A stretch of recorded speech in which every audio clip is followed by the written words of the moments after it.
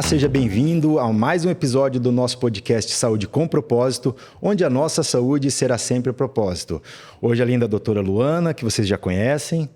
Tudo bem, Bruno? Tudo bem, Talian? Tudo bem. Prazer ter você aqui com a gente hoje, tá? Obrigada. Estamos recebendo aqui uma convidada especial, doutora Talian, psicóloga e gestalt terapeuta, e ela vai contar um pouquinho da história dela, se apresentar, e vamos falar hoje sobre muito amor, saúde e propósito. Isso aí.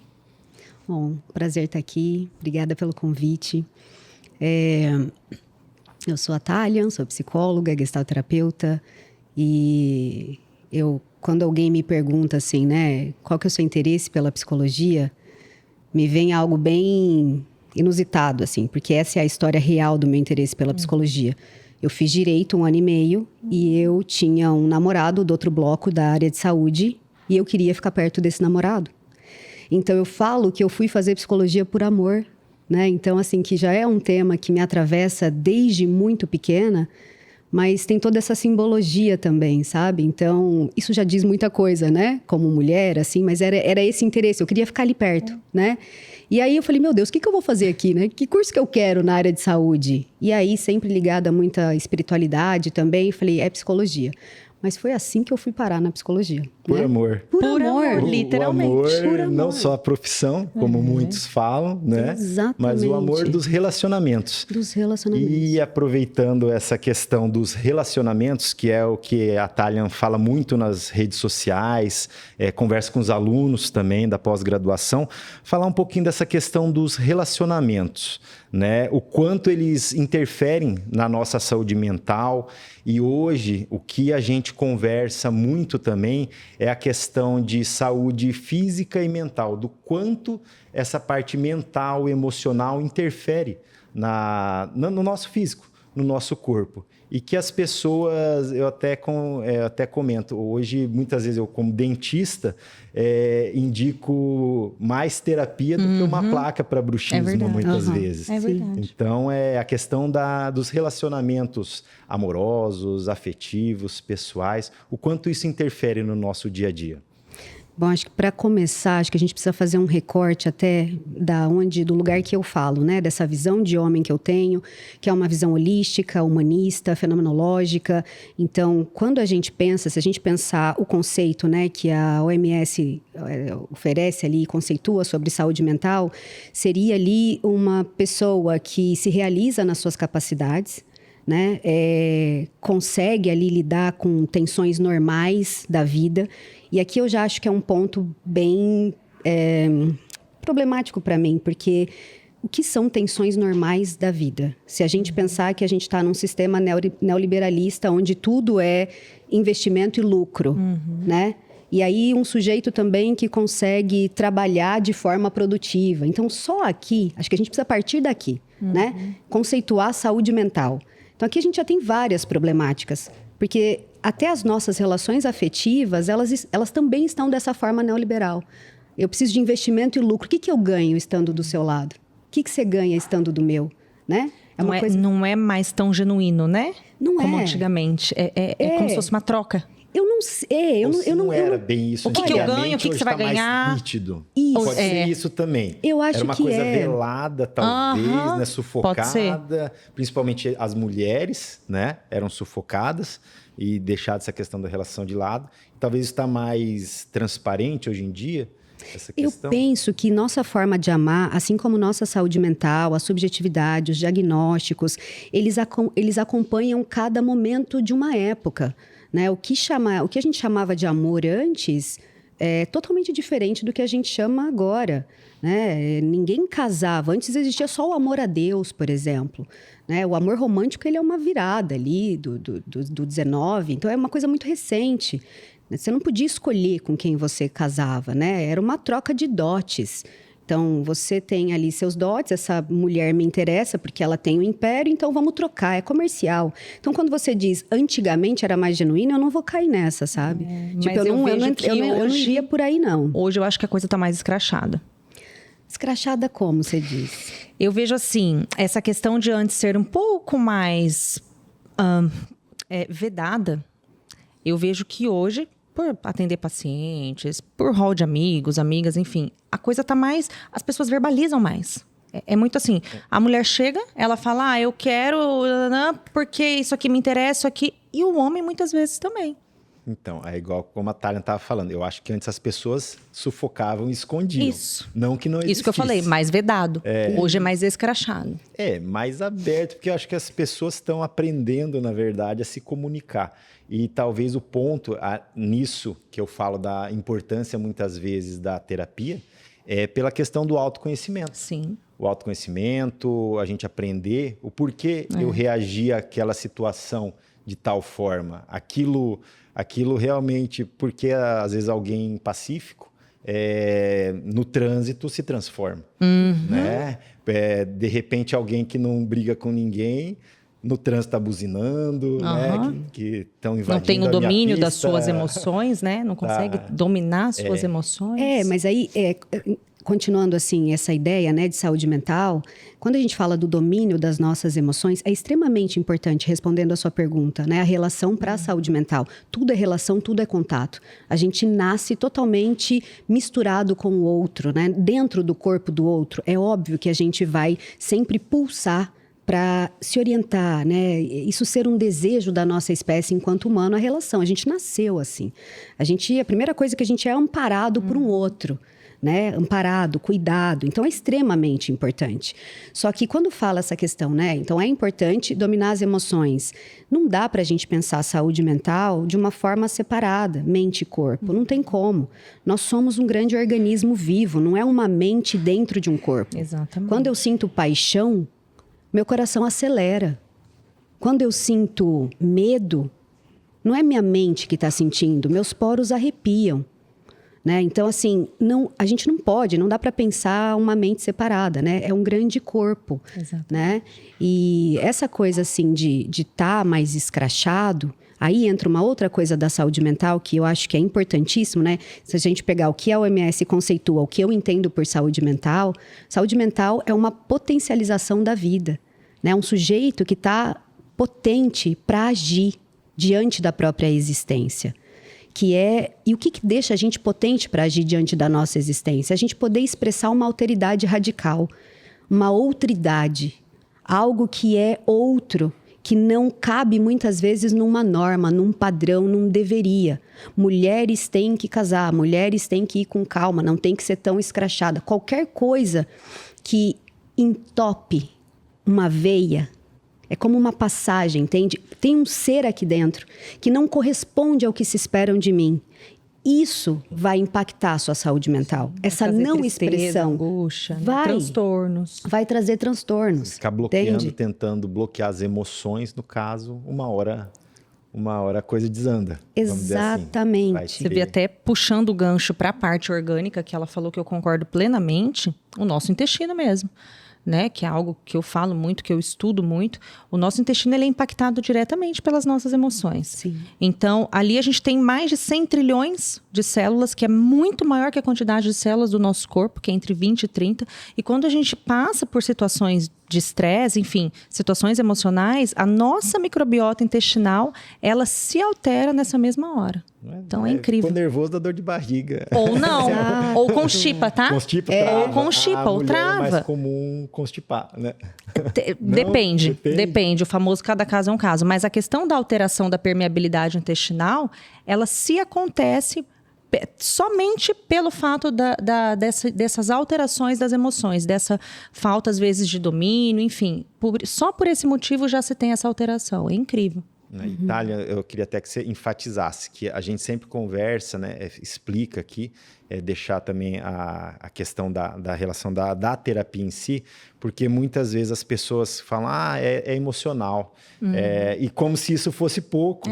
E é o que a gente tenta mudar o conceito, é que não é pouco. O psicossomático, o problema emocional, ele não tem que ser desconsiderado.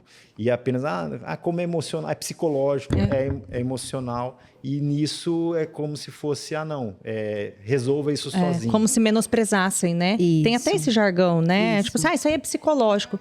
Gente, e é muito importante. Mas a gente vem numa cultura que, se a gente pegar desde a religião, o seu corpo vai padecer e sua alma vai para algum lugar, né? Aí vem ali a virada também do método científico, Descartes. Então, você precisa validar, né? O que é verdade, o logos, penso, logo existo. Então, assim, tem tanta coisa que desconsidera as emoções, se a gente pensar historicamente, tanto da forma religiosa, na ciência. Então, e o que a gente desconsidera, que é uma questão levantada ali desde a Grécia Antiga, por exemplo, por Platão, que é essa coisa do patos, né? O que é o patos? A patologia, se a gente pensar. Ela é uma passividade. Eu sou passiva diante de uma bactéria que entra no meu corpo. Só me resta me autorregular. Então, um corpo em sintoma, um corpo que está doente, fazendo febre, ele está se autorregulando. Está aumentando a quantidade de glóbulos brancos ali para poder combater o invasor. Então, não existe... Esse conceito de doença, para mim, na saúde mental, ele é muito caro. Entende? Porque tem uma fala da Viviane Mosé que eu gosto muito, que ela vai dizer assim... Não existe não existe doença psíquica, existe diferença psíquica, né? Existe dor e sofrimento. Então, a gente está nesse negócio agora, né? Tudo diagnostica, tudo tem um CID, né? CID, um laudo, tal, né? E o que é isso? Isso é, de novo, uma estratégia de controle de uma sociedade que lucra e investe. Cada vez mais remédios para... Claro, né? Produzir e consumir. Então, eu estabilizo ali o teu humor, você volta a consumir, né? E produzir. Então, é essa lógica, né? Então, assim, tem toda uma história desconsiderando esse lugar das emoções. Então, por isso é tão difícil. Resolve aí sozinho, é uma coisa sua, né? Você que está sentindo, se vira. Só que nós só somos na relação. Então, se a gente pensa a mesma passividade diante da patologia, essa é a coisa do patos, da paixão, dos afetos. Nós somos atravessados afetivamente.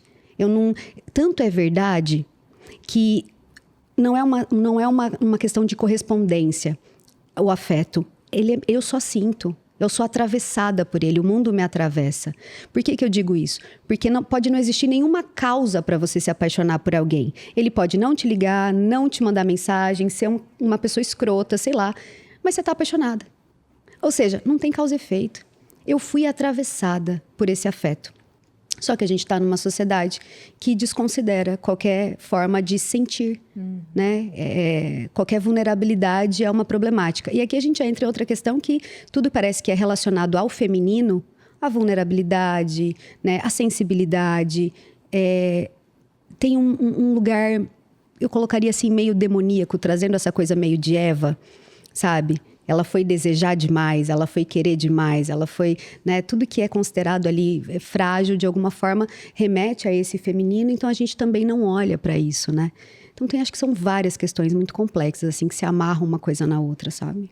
E aí, muitas vezes, vão mascarando sintomas, né? Remediando, o que a gente sempre fala na questão orgânica, mas eu acho que cabe também para situações emocionais, né? E você não vai na causa do problema, não vai lá na raiz para tratar a raiz do problema. E muitas vezes usando até uma capa de proteção. Não, agora eu não quero mexer nisso. Né? Quantos pacientes, às vezes, eu escuto que falam, não, mas eu não quero mexer nessa ferida. Essa ferida eu não quero tocar. E vai mascarando, vai somatizando, e às vezes potencializando outras situações. Né? E quando vê ali, às vezes, o corpo fala de alguma forma, ele tem que falar, você somatizou, e aí isso juntando, somando a outros fatores de estilo de vida, de repente vem uma doença, né? Acidifica o seu corpo, vai deixando ele ácido, e aí nasce uma patologia física, né? As doenças autoimunes hoje em dia estão muito relacionadas a essa parte de somatização. Sim. E assim, outra questão, já que a gente tocou na parte patológica também, algo que surge muitas vezes, eu até vou falar ao público, quando se busca o psiquiatra e quando se busca o psicólogo, o que a doutora Talian tem para falar, orientar? São parceiros? É tipo igual aquela música Piu Piu Sem Frajola, o psiquiatra e o psicólogo ou não? Qual a grande diferença, até para esclarecer para o público, que a pessoa fica nessa dúvida. Que horas eu vou ao psiquiatra e que horas eu busco o psicólogo? Ou do psiquiatra eu vou ao psicólogo, vice-versa? Como que funciona? Eu penso que hoje tá melhor essa questão, assim, né? Acho que os psiquiatras... É difícil hoje em dia um psiquiatra, né? Você ir consultar um psiquiatra e ele não te... orientar uma psicoterapia, sabe? Isso é muito difícil. Então, eu acho que é um casamento ali, de alguma forma, mas eu não sou contra a medicalização, entende? Não é isso. Acho que tem muitos casos que é a única saída mesmo, né? A pessoa daquele isso. Mas eu acho que a banalização disso, né? Você vai ali, às vezes, conversa 15 minutos e já sai com uma medicação. Eu acho que a banalização disso, ela é complicada, sabe? Ela é delicada, né? Porque falar, se expressar, cura, sabe? Então, a psicoterapia, ela tem a ver com isso. Às vezes a pessoa fala, eu vou pagar para falar, né? Com quem você fala coisas que estão guardadas... Só para você, na clínica é muito comum você estar atendendo alguém, essa pessoa, sei lá, é casada e ela diz, olha, eu penso em outras pessoas, eu sonho com outras pessoas, eu tenho interesse. Meu Deus, e agora? O que tem de errado comigo? Nada. Nada. Entende? Você é um ser de afetação, vamos olhar para isso. Te escuta, fala sobre isso. Se ouve, vamos ver para onde isso vai, né? Só que é isso, a gente está também numa cultura onde existe a colonização e a domesticação desses afetos, né? Então, assim, o que eu posso sentir, por quem eu posso sentir, por quanto tempo eu posso sentir, entende? Então, se o casamento foi curto demais, não era amor, fracassou, normalmente a mulher que fracassa nesse lugar, entende? Então, assim, é domesticação dos afetos, eu só sinto, ou eu parei de sentir. Qualquer pessoa que já teve uma relação longa sabe que é possível de se atrair por outras pessoas. Qualquer um sabe disso. Você escolhe não fazer. Você tem um pacto ali com aquela pessoa. Simplesmente isso, né? Você pactua na relação. Mas dizer que isso é natural... Antes do período neolítico, a gente vivia em grandes clãs. Pais, mães de uma mesma tribo, de uma mesma pessoa. Entende? Né? Hoje a gente já fala ali, muitas pessoas, a gente encontra essa configuração na clínica de poliamor, não monogamia, entende? Você encontra hoje muito mais isso. Então, o amor, ele se modifica com a época. Antes não podia nunca, nem se separar. Eu não podia pedir um divórcio. Hoje você já pode. Então, assim, o que a gente chama de amor, ele muda com a história, com o tempo, né? E tocando nessa parte, para entrar em polêmica também, a questão do feminismo e do machismo, né? A gente até conversou um pouquinho, que eu entendia que era um contraponto, mas é algo muito mais profundo. Abordar um pouquinho assim, a sua visão, Talian, da questão do feminismo hoje em dia. Como que ele está sendo... Está sendo visto pela sociedade e desenvolvido, se ele está no mesmo caminho ou transformou, o rumo do feminismo alterou. Porque sempre surge, quando se fala de feminismo, muitas vezes a gente ouve falar no sentido pejorativo, e não necessariamente isso é pejorativo, né? A questão do papel do feminismo hoje na sociedade. Você fala a gente vê pejorativo, quem é a gente, né? Uhum. Eu não sei, eu não sei, né? Qual é a tua visão? Mídia, né? Qual é a tua visão do feminismo, Bruno? Uhum. Então, é o que eu falei. Hoje eu me interesso pelo feminismo, pela questão por ter uma filha. Mas antigamente eu nunca tinha nem pesquisado o que era em si o feminismo. O que a gente, no caso, é igual àquela questão. Rede social, ela vai mostrar o que você segue, o perfil que você está acompanhando, aquela tribo que você se relaciona. Sim. Então, ela me mostra, muitas vezes, algumas matérias, né? Mais o que aparece em mídia, relacionada à política. Até porque hoje em dia está muito politizado. Mas o que você pensa sobre isso? O que eu penso sobre feminismo? É uma boa pergunta para terapia, né? Para trabalhar na terapia. Ele escapou, né? Ele escapou, né? Homens, olha só. Não, então, a gente já começa eu tenho aqui, receio de ser cancelado já no... A gente já começa aqui, ó, né? Não querendo ali. Mas tá, olha só. Mas foi bom, descontraiu, Thalia. Descontraiu. Falei, vou criar polêmica para mim, né? Eu acho assim, quando você fala, né, de uma maneira pejorativa, por isso que eu falei, né, pejorativa para quem? Quem é esse que está olhando desta forma, né? Mas é isso, ele nasce ali com as sufragistas, né, essas mulheres que trabalhavam ali por horas, sem nenhum direito, nas fábricas. Então, tem toda uma história ali, né? E quando você diz assim, hoje é a mesma coisa que era antes daquele propósito, a ideia é sempre pensar essa igualdade de direitos mesmo, né? Você não poder se separar, você não poder votar, você não ter direito sobre o seu próprio corpo. Séculos atrás, você tinha uma mulher por estupro, sequestro. Era assim que se adquiria uma mulher, entende? Então, trazer esse direito ao meu próprio corpo, aos meus desejos, essa é a luta do feminismo. Então, eu não sei que quando você fala assim de maneira pejorativa, eu nem entendo, eu fico assim, do que ele está falando, entende? Assim, como é que a gente vê politizado, né? Muito mais questão política, que a gente os grupos que o como entendi talvez o que você está falando, como se essa questão acabasse ali com a coisa da família, uma coisa assim, você basicamente essa é a associação que a gente vê mais presente em rede social. Entendi. O que eu falo a gente mas, a Bruno, questão aqui é uma questão tá na rede social. tão complexa. Eu vou trazer coisas talvez difíceis aqui, sabe? Porque a família, no modo como ela se institui, ela é um projeto econômico. Ela é um projeto econômico, né? Entende? Então, assim, essa questão, né? Ainda mais nesse posicionamento machista, onde o homem vai trabalhar para se construir toda a economia que a gente pensa da forma como ela é hoje, tiveram pessoas nos bastidores. E quem foram essas pessoas? Mulheres.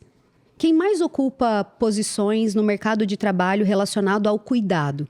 Quem está na pedagogia do seu filho, de criança pequena? Mulher, enfermeira. Entende? Todas as profissões de cuidado são ligadas ao feminino, né? Então, assim, existiu uma invisibilidade desse trabalho. Como que alguém vai ganhar o dinheiro lá fora, né, às custas da educação do filho, de quem leva, de quem busca, de quem faz, toda a dinâmica ali, e você ainda precisa contar com o dinheiro daquela pessoa, o quanto ele te dá, o quanto não te dá. Não, esse trabalho é invisível. Esse trabalho tinha que ser remunerado. Então, existe um mascaramento meio hipócrita, na minha opinião, quando a gente vai falar em nome da família, ou as ideias feministas destroem a família. Que família? Do que a gente está falando, entende? Né? Eu penso, e aí trazendo uma questão, por exemplo, da Bell Hooks, quando ela fala sobre prática de, né, um amor como prática de liberdade, o que seria esse amor como prática de liberdade? Você respeitar o sujeito na individualidade dele. E não é o que acontece, principalmente quando estão em relações amorosas, né? A gente entende um relacionamento amoroso como posse, controle. Não que isso não venha do feminino. Não estou colocando isso também pode vir. Mas que vem também muito mais desse lado do homem, muitas vezes, né? Dessa coisa da violência. De, como assim você não me quer mais? Eu vou acabar com a sua vida.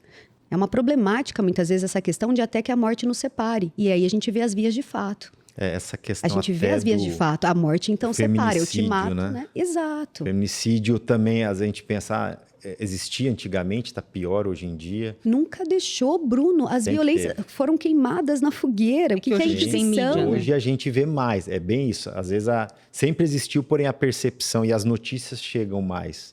Né? A violência contra a mulher sempre existiu. Sempre existiu. A questão é que hoje está nos jornais e existe lei para isso. Isso. Né? Então, a ideia dessa, que é um ato político, é um ato de resistência, não é nunca acabar. Quem quiser ter, inclusive se quiser ter família, ser a do lar e sei lá o quê, faça o que quiser, entende? Não é essa a ideia. A ideia é que a gente possa se expressar livremente, ter o direito pelo nosso corpo, né? Ter um trabalho ali igualitário, um ganho salarial. Né? Eu acho que essa é a busca. Então, eu entendo, eu respeito, né? Mas mulheres que, o feminismo estraga, ou eu não sou, tudo bem, é uma questão sua e tá tudo certo, né? Mas se a gente vive numa democracia, a gente tem que respeitar a opinião do outro, isso é o mínimo. Sim. Você pode não concordar, mas você pode respeitar. Exato. Né? Vou expor aqui uma opinião. Eu, particularmente, não concordo com muitas coisas do feminismo, mas eu respeito. Uhum. Assim como fulano, ciclano, às vezes não vai concordar com muitas coisas que eu acredito e eu penso e eu vivencio e tá tudo bem. Uhum. Democracia é isso. Esse é o significado da democracia. Respeito. respeito, né? Onde começa o meu respeito, termina o seu e vice-versa. E é isso que a gente não vê, tanto de um lado quanto do outro, né? Sim. E nisso entra também a questão que você falou, do amor próprio, o autoconhecimento, né? Tem a questão familiar, a vivência em sociedade, porém, muito do que se trabalha na terapia é o autoconhecimento e a busca pelo amor próprio para você estar bem com você para poder estar convivendo bem em sociedade. Acho que isso é algo que eu vejo como fundamental hoje em dia, né? Eu tenho várias questões, assim, com tudo que é palavra.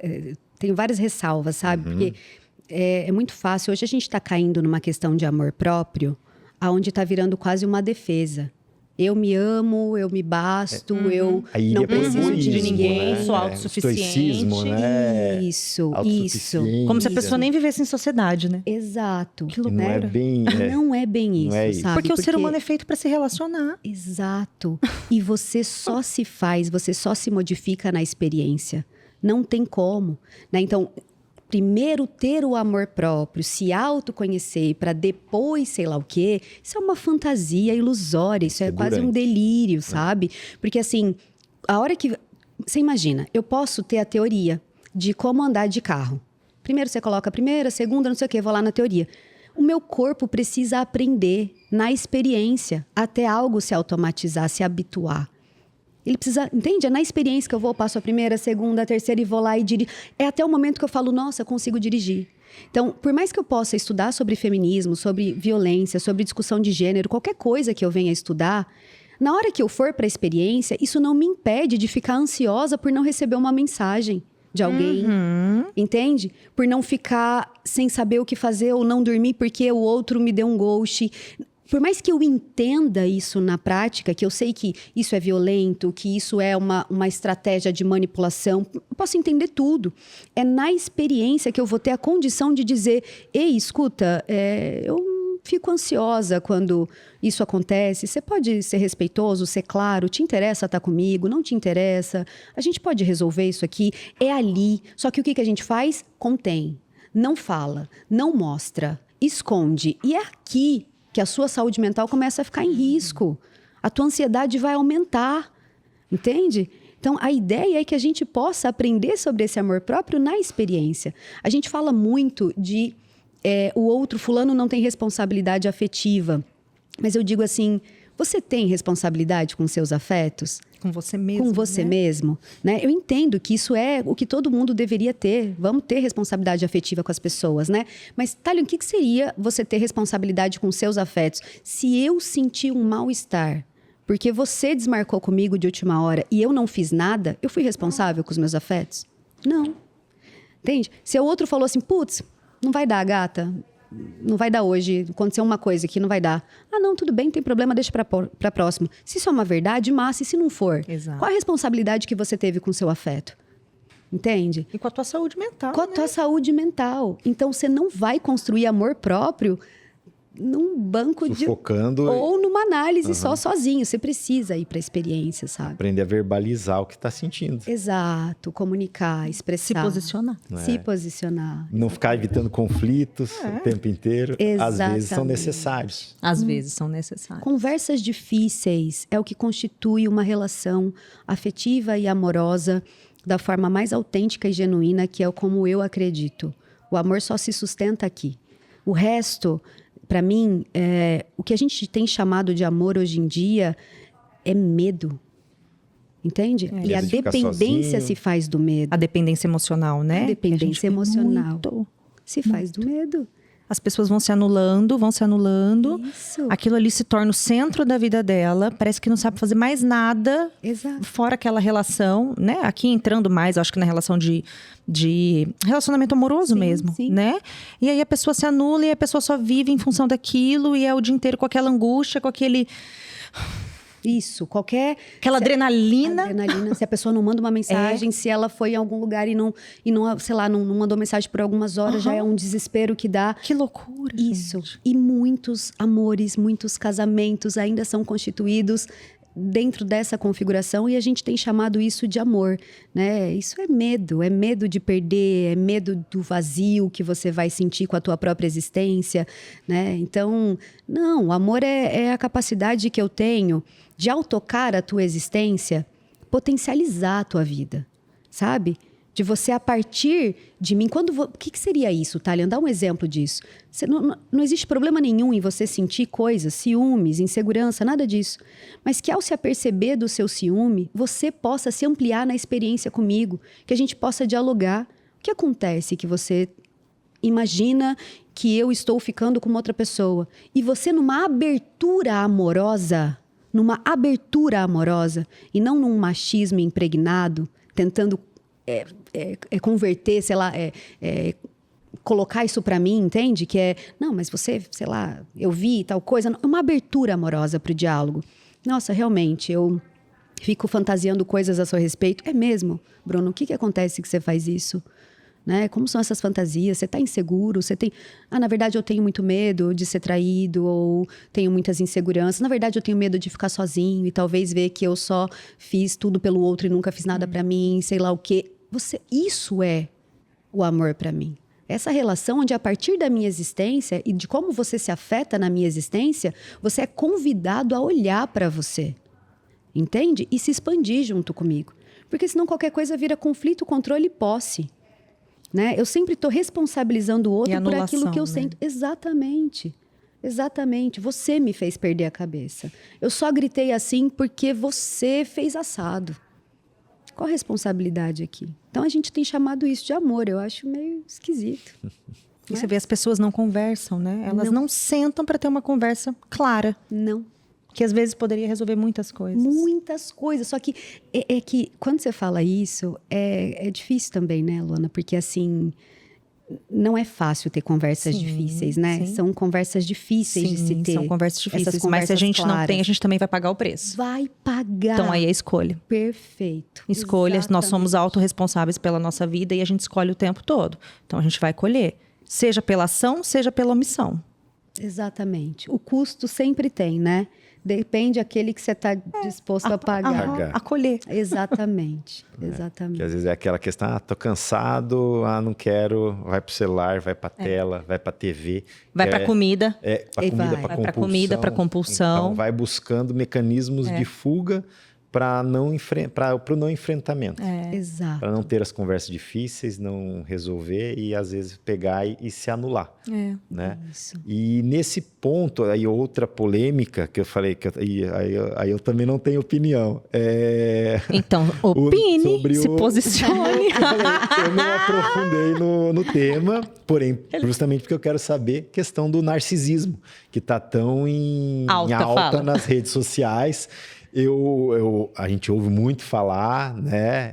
É um tema que eu vejo muito sendo debatido, porém, realmente, eu gostaria de entender o que é essa questão do narcisismo e como ele tem impactado e até onde realmente é narcisismo ou virou igual a questão do TDAH, que tudo é TDAH ou então todos são narcisistas. Explica um pouquinho pra gente essa questão do narcisismo, né? Eu acho que, primeiramente, existe uma banalidade do termo, né? Principalmente pra gente, assim, enquanto psicoterapeuta, né? Psicólogos, uma banalidade.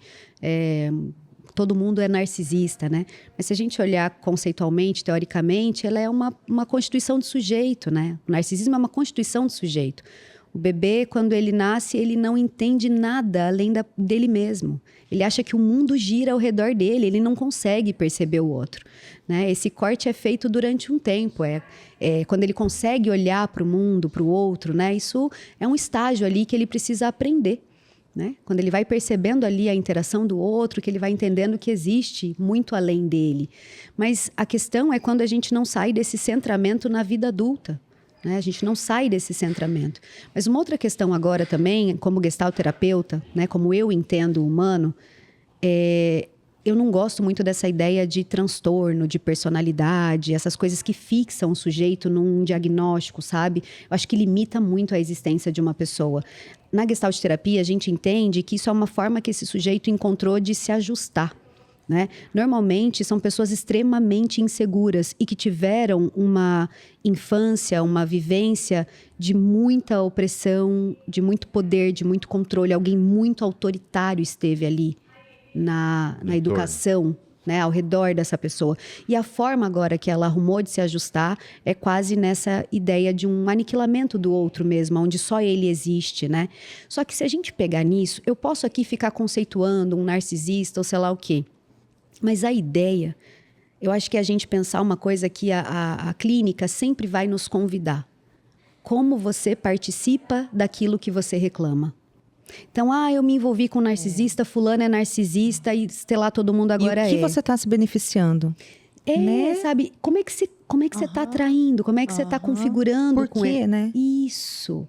Né? Porque só a gente ficar nessa projeção, nesse externo, eu não sei no que ajuda muito, sabe, Bruno? Acho que essa questão que eu tenho, assim, enquanto ser humano, enquanto alguém que se posiciona de uma forma política mesmo na vida, entende? De o que adianta eu ficar ali apontando o meu dedo ali para fora, sabe?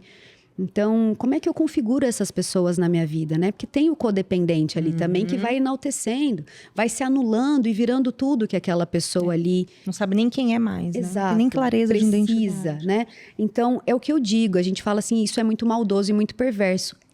Mas também é muito maldoso com a gente eu deixar a minha existência para, né, corresponder ao que você espera. É óbvio, isso se faz numa série de manipulações.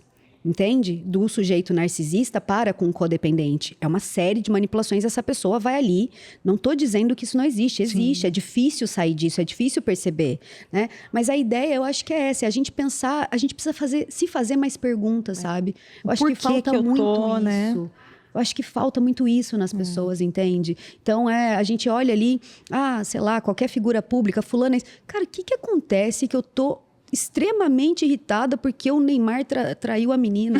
O que acontece que eu estou extremamente enlouquecida com isso? O que vai impactar na minha vida, de fato, né? O que está acontecendo comigo, né? Porque não que você não possa sentir isso, mas eu acho que a gente precisa fazer mais pergunta para si mesmo. Acho que falta isso, porque senão o dedinho fica e é quando a galera vai na internet e fica naquela doideira de...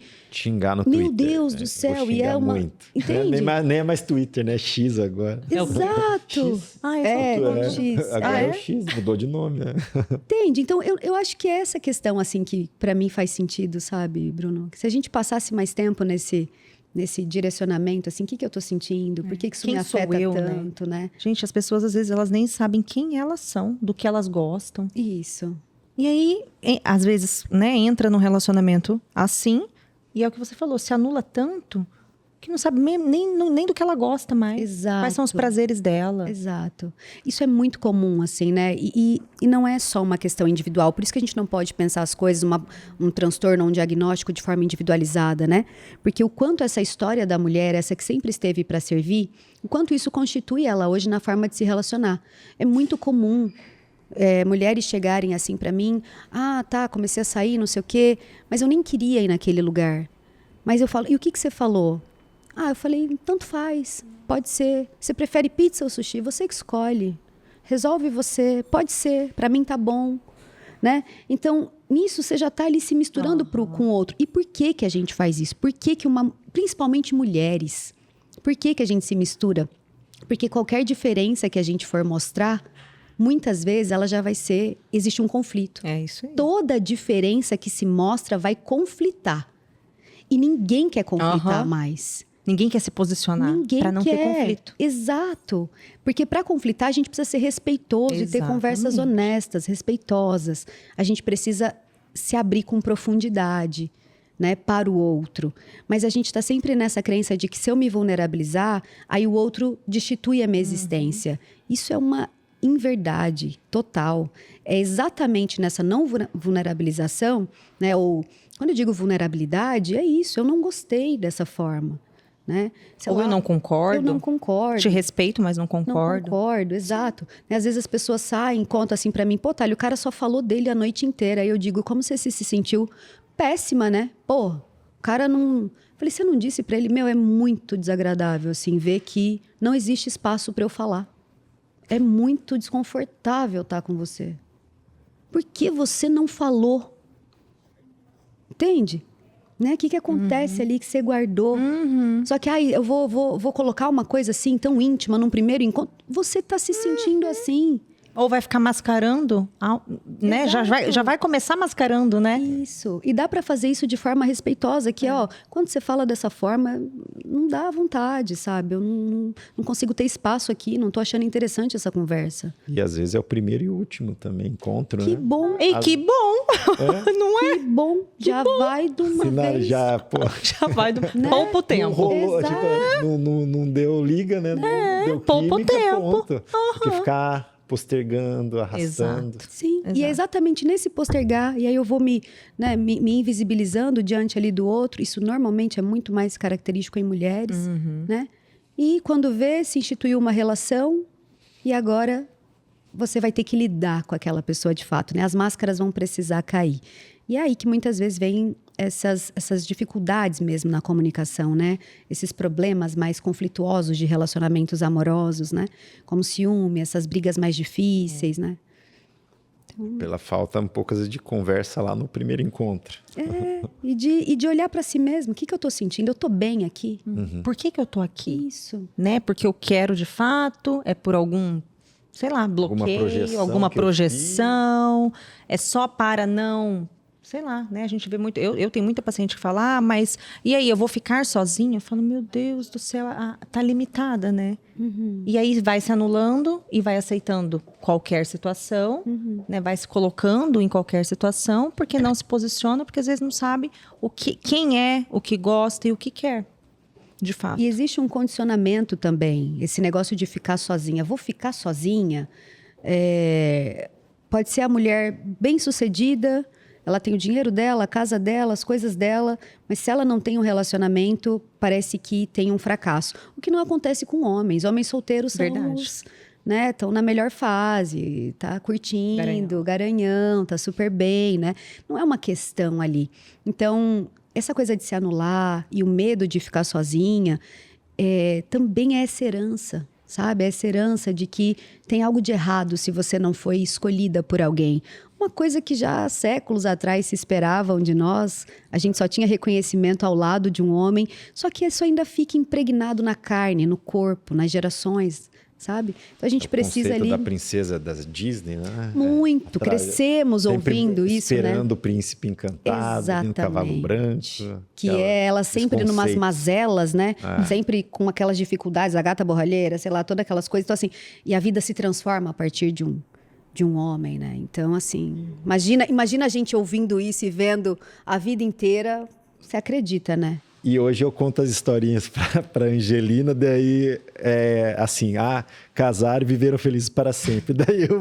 Aí dá vontade de falar, isso daqui não é verdade. Não, aí que começou. Aí que começa, gente. Na hora que começa. Filha, mas eu vou te contar uma coisa. Parece que é aquela questão, encontrou ali, viveram felizes para sempre. Eu falei, não, começou o relacionamento ali. Exatamente. É o momento que tudo começa. Aqui ainda nem tinha os filhos ainda. Sim. E eu falo, os filhos são a parte, assim, quem constitui a família, quem quer ter os filhos. Hoje, para mim, é a parte que me completa, que eu chego em casa ali esperando ter aquele tempo com eles, valorizo, né? Mas realmente são conceitos que, quando eu começo a ler aquelas historinhas lá, eu falo, nossa, olha... Aí eu falo, vamos pegar outra historinha aqui, que isso daqui não tem nada a ver, não. Não é bem por aí. Não é bem por aí. Vamos pegar outro, vamos por outra linha. Mas são os conceitos, né, que são passados de geração para geração. Sim. Então, por isso que não dá, né, para a gente pensar a saúde mental a partir de uma perspectiva individual, entende? São muitas amarrações. Então, eu acho, não é por aí, porque aqui a gente cai numa patologização do sujeito, né? Então, você tem um problema, você é portador de um problema, você está depressivo, né? Você tem um burnout. Não, talvez eu não consiga chegar para o meu chefe e dizer, tô infeliz aqui, na verdade só trabalho aqui por causa do dinheiro. E não tô vendo outra saída. Não tô vendo outra propósito, né? Você não pode chegar ali e falar isso. Então, o jeito do corpo se autorregular cria um burnout, é uma criação, o sintoma é uma criação. Então, é essa tentativa aí da gente não patologizar um sujeito individual, ele sempre é na relação. E nisso também agora sempre falam, é o mal do século, né? Não sei se é a depressão, se é a ansiedade, se são os problemas de saúde mental, ou se nunca foi olhado isso, mas tem sempre um novo mal do século que relacionam, mas normalmente é correlacionado com parte de saúde mental, né? Então, a questão de depressão, ansiedade, era algo que sempre existiu e agravou. Olha, qual que é a visão da psicologia atual? Tem a ver com a nossa economia, né? Acho que esse sistema neoliberalista que vai entendendo que tudo é lucro e produção, o Estado ele se afasta um pouco mais no sistema neoliberal, né? Onde ele vai ali te pagar, ele se afasta um pouco mais e agora você pode produzir a sua própria riqueza. Se você não tem esse corpo é porque você não acordou cedo o suficiente. Se você não tem essa grana é porque você estava dormindo enquanto tinha gente acordada. Então, essa lógica fez com que a gente começasse a se consumir. Nós somos nós somos sujeito mercadoria hoje. É o que eu estava falando quando eu cheguei aqui. Olha o que a gente está fazendo, né? Eu faço clínica e estou aqui num podcast, porque cada vez mais Nossos pacientes querem nos ver, né? Exato, os colegas para conhecer. Exato. Sim, né? Você precisa se vender, a tua imagem, tudo é venda, tudo é consumo e produto. Não somos somos produtos agora, entende? Então, isso tem aumentado a dificuldade, porque assim, se eu estou falando para você que é exatamente essa falta de expressão de uma alteridade, do meu ser, do que eu sinto, que vai causando qualquer transtorno mental, vamos colocar assim, né? Qualquer diagnóstico hoje em dia, qualquer dificuldade emocional, como é que eu vou me expressar numa sociedade que diz que se eu tô dormindo, o outro tá ganhando? O problema é meu, a culpa é sua que você não tá milionário aos 30, 20 anos, sei lá. Entende? Como que eu vou fazer para expressar um ser que quer descansar? Tem gente que se sente culpado no descanso. Tem gente que sente culpa. Fundamental o descanso. Exatamente. E vem com uma culpa gigante. Entende? Então, assim, eu acho que é uma questão muito complexa, assim, sabe? Tem muito da economia, porque a gente vê, né? A geração que apostou na produtividade e acertou na depressão, na ansiedade, no burnout, nas outras doenças correlacionadas a essa questão de dormir pouco, produzir muito. É isso. E realmente é estimular o consumo do energético para ficar acordado, das medicações, o Venvance, para concentração. Para concentração, hiperfoco, né? Isso. Produzir, né? E aí como é que faz? Esgota uma hora. Isso. Esgota. O corpo vai falar. Vai falar. Tem um filósofo coreano que chama Byung-Chul Han. E ele fala que nós estamos na sociedade do cansaço, né? Por esse excesso de produção, somos sujeitos exaustos. Tá todo mundo exausto, ninguém tem tempo para estar com os amigos, né? E você tá com os amigos, você ainda precisa se produzir, você ainda precisa vender aquela ideia de felicidade ou de que você está fazendo alguma coisa, porque é quase isso, você quase não tem um eu, você quase não tem uma identidade se não tiver um Instagram. Né, se não estiver postando alguma coisa ali como se você não existisse. Então, você imagina os jovens nessa sensação já. E fora que também existe a cultura do cancelamento, né? O que isso significa? Eu não estou dizendo que... Eu acho que a gente precisa ter muito cuidado mesmo com o que a gente fala, da forma como fala, né? Porque isso já gerou muitas opressões, né? Como isso mesmo, o racismo... a violência contra a mulher. Então, tem várias coisas que a gente precisa cuidar mesmo. Mas numa cultura do cancelamento, a gente está tirando algo extremamente humano, que é a capacidade de errar. É isso mesmo. E de se posicionar. Né? Tipo assim, putz, eu não posso falar o que eu acredito, o que eu penso, porque vai que eu sou cancelada. E aí você vai até escondendo quem você é. Isso. Muitas pessoas são assim, né? Claro, não todo mundo, não generalizar. Sim, sim. Existe um cuidado para a gente não ofender, não violar o ser do outro, isso é óbvio, né? Mas você não poder errar. Como é que faz? Como é que... Pega o desenvolvimento infantil. Como é que aprende algo novo? E é tão novo para a gente estar diante de câmeras o tempo todo. É novo para mim, é para você, é para essa geração que está entrando. Então, diante da novidade, vão existir muitas falhas. Então, como é que faz? Acho que são várias questões complexas. É amplo, né? É muito. É muito. Bom, a gente vai, vai pensando, basicamente é uma sessão, tá? Depois a gente acerta contigo, tá? Thalia, pode ficar tranquila que valeu quase que uma sessão já, alguns temas que a gente já tá levantando aqui. O conteúdo é tão gostoso, né? Que a gente ficaria horas, né? Se pudesse, é muito bom. Devagar, vai pensando, né? Sim. Se espelhando, muitas vezes. Se autoanalisando. Né? Acho que essa é a ideia, né? De procurar também por saúde mental, por profissionais dessa área, né? Essa é a ideia. De que a gente possa colocar outras lentes, olhar de outras perspectivas. Se permitir, né? Se permita se conhecer. Isso. É maravilhoso. Né? É maravilhoso. E por exemplo, assim, quem já teve aquela experiência, que eu já conversei com algumas pessoas, às vezes a linha de terapia não se adequou, assim. A pessoa fala, eu fiz, mas eu não gostei.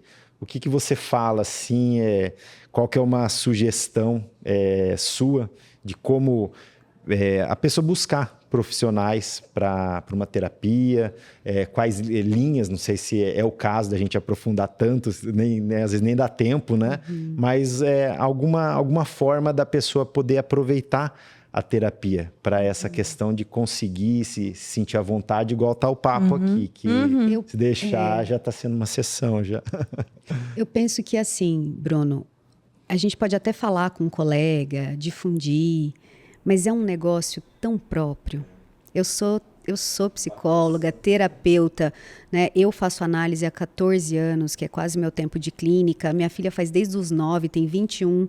E eu tento com o meu menino, assim, mas ele já foi. A psicóloga falou, Thalia, sinto muito, não faz sentido, sabe? E ele sabe, a gente conversa. Então, vai ter que bater algo nele ali, que é da ordem de uma angústia mesmo, assim, sabe? Eu acho que você precisa voltar a sentir, entender que tem alguma coisa ali que você não está dando conta da sua forma de existir, entende? Que você precisa repensar a forma como você vem existindo. É um start que tem que bater. E quando alguém fala assim, não gostei, eu não sei, Bruno, eu não iria abrindo linhas agora aqui, entende?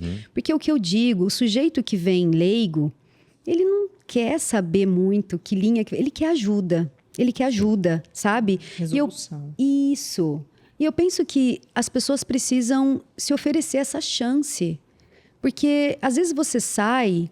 Eu posso ser sua amiga, super amiga. E você ser super amiga do Bruno. Mas você é a Luana. Eu falo, gente, então você é super amiga do Bruno também. Porque ela é amiga da Luana e eu gosto dela, né? Então, alguma coisa aqui não vai bater. Sabe? Então, eu acho que a gente precisa se colocar, experimentar, né? Se dar essa chance, assim, de... Porque eu também acho que é uma defesa, sabe, Bruno? Quando você vai e fala assim, não gostei. Não funciona. Tirou da zona de conforto e era ali que precisava. Cutucou uma ferida, né? Exatamente. Cutucou alguma coisa, sabe? Então, deixa eu experimentar outros profissionais, deixa eu ver outras pessoas com qual eu me identifico, né? Mas precisa partir de uma dor mesmo, de um repensar a tua existência, sabe? Tipo ir no dentista, assim, gosta ou não gosta do dentista, fluiu ou não fluiu também. A terapia seria também, às vezes, a nutricionista, né? Mas não vai escapar disso, gente. Porque nós somos saúde, pessoas. É relacionamento. Isso, é relacionamento. É criar um relacionamento, se identificar. Exato. Né? Imagina, Luana, quantos pacientes às vezes, né? Foi em você, depois foi em outro, depois volta. Isso a gente tem. Isso. E aquilo, né? A gente não vai agradar todo mundo também. E tá tudo bem, né? Nós não somos obrigados. Todo mundo tem que gostar da minha linha, todo mundo tem que gostar do jeito que eu trabalho. Gente, né? Não, só não. Não. Né? Sim. Bom, aí, Thalia, também gostaria que você deixasse, então a gente já está direcionando já para o final do episódio, deixar um recado para quem ainda depende de alguma mensagem para motivar, buscar essa ajuda, né? Aquela inquietação que muitas vezes a pessoa tem vergonha ali de falar, o que você puder falar aqui, né? Direto ao público, né? Para buscar essa ajuda, né? Que às vezes é igual no meu caso, quando eu procurei a terapia foi querendo entender, principalmente as questões dos gatilhos, né? E vejo ainda que tem um caminho longo a ser percorrido, mas muitas pessoas acabam indo apenas quando já está num quadro mais avançado, de um quadro depressivo já, que já está medicado, já teve problemas, né? Já brigou, já bateu. Então, assim, saber identificar uma mensagem para as pessoas entenderem o momento ali, ou então de uma forma que muitas vezes preventivamente, mesmo que a gente não saiba, a terapia pode estar nos ajudando, mesmo que a gente ache que a gente não precisa dessa terapia, né? É a questão de não separar a saúde mental da saúde física, né? Eu acho que o que me vem quando você fala isso, né, Bruno, de uma mensagem para as pessoas buscarem terapia, eu acho que seja curioso, sabe? Seja curioso pela tua existência. Faça perguntas sobre você mesmo, sabe? Essa forma como eu venho existindo, pensando, sentindo, agindo, me faz bem, me corresponde, né? Me deixa potente diante da vida. Eu me sinto potente. Eu consigo expressar a potência do meu ser na forma como eu me relaciono com a minha mãe, com meu pai, no meu trabalho, né? Ou vem uma angústia, sabe? Ou vem aquela coisa assim, você está se arrastando, está acordando só por acordar, sabe? Eu acho que é isso. Seja curioso com a tua existência, se faça pergunta, porque é isso também, né? E peça ajuda, não precisa caminhar sozinho, né? Acho que não precisa caminhar sozinho, né? Então, acho que é isso.